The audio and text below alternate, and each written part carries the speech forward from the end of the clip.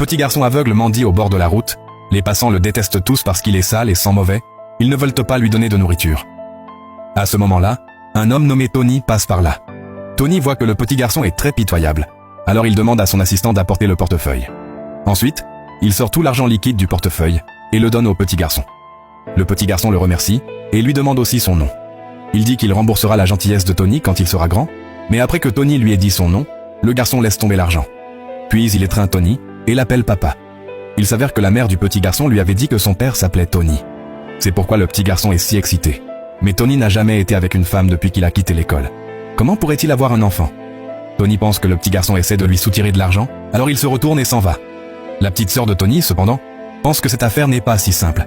Alors elle retourne demander au garçon pourquoi il a appelé Tony papa. À ce moment-là, le petit garçon lui raconte son histoire. Puis il sort le pendentif en jade accroché à son cou. Sa petite sœur est surprise de découvrir que le pendentif en jade, héritage familial du garçon, est exactement le même que celui de Tony. Et de plus, il porte même son nom. Pour découvrir la vérité, sa petite sœur prend secrètement un cheveu du garçon, se préparant à faire un test de paternité. Puis elle prend une photo du petit garçon, avant de lui dire au revoir. Après que Tony soit rentré à la maison, ses parents n'arrêtent pas de le harceler pour qu'il se marie vite, car ils veulent tenir leur petit-fils tôt. Mais Tony dit qu'il ne veut pas se marier. Il veut seulement travailler dur. Ses parents sont immédiatement très déçus. Sa petite sœur voit l'expression déçue de ses parents. Alors elle leur raconte l'incident où le petit garçon a appelé Tony papa aujourd'hui. Mais Tony nie fermement. Il dit qu'il ne peut pas avoir d'enfant. Sa petite sœur sort immédiatement la photo du petit garçon et dit qu'il ressemble exactement à Tony quand il était enfant. Sa mère pense aussi qu'il se ressemble beaucoup en voyant la photo. Mais Tony nie encore. Il dit qu'il y a beaucoup de gens qui se ressemblent dans le monde. Cela ne prouve rien. À ce moment-là, l'assistant apporte le rapport du test de paternité. Sa petite sœur le prend immédiatement pour vérifier. Tony est aussi très impatient de voir le résultat. Après avoir vu que le taux de correspondance ADN atteint 99,99%, toute la famille trouve cela incroyable.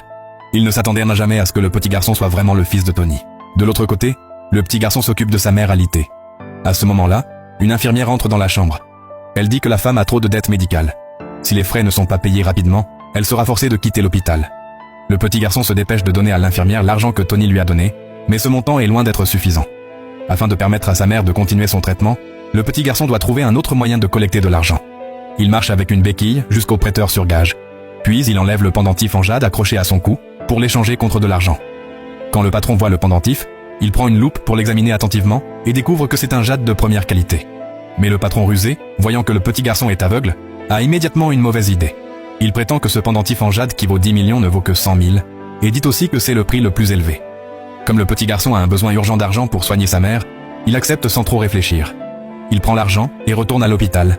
Mais après son départ, la femme intrigante découvre que ce pendentif en jade n'est pas ordinaire, car il porte le nom de Tony gravé dessus.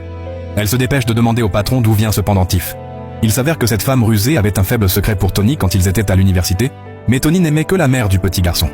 Pour cette raison, la femme a toujours gardé rancune. Puis elle va à l'hôpital avec le patron chauve et trouve le petit garçon. La femme rusée montre le pendentif au petit garçon pour confirmation et lui demande si ce pendentif est le sien. Le petit garçon dit que oui. La femme rusée lui demande encore d'où il l'a eu. Le petit garçon dit que c'est un gage d'amour de son père à sa mère. Après avoir entendu cela, la femme rusée entre immédiatement dans une rage folle et gifle directement le petit garçon. Elle ne s'attendait jamais à ce que Tony ait déjà un fils si grand avec cette femme. Puis elle décide de punir sévèrement le petit garçon pour évacuer sa rancune. De l'autre côté, les parents de Tony s'habillent très élégamment, se préparant à rencontrer leur adorable petit-fils. Mais ils ne savent pas que le petit garçon est impitoyablement torturé par la femme rusée. Elle le force à dire où est sa mère, mais le petit garçon refuse de parler. Au moment critique, la famille de Tony arrive enfin à l'hôpital. Penses-tu que Tony punira la femme rusée?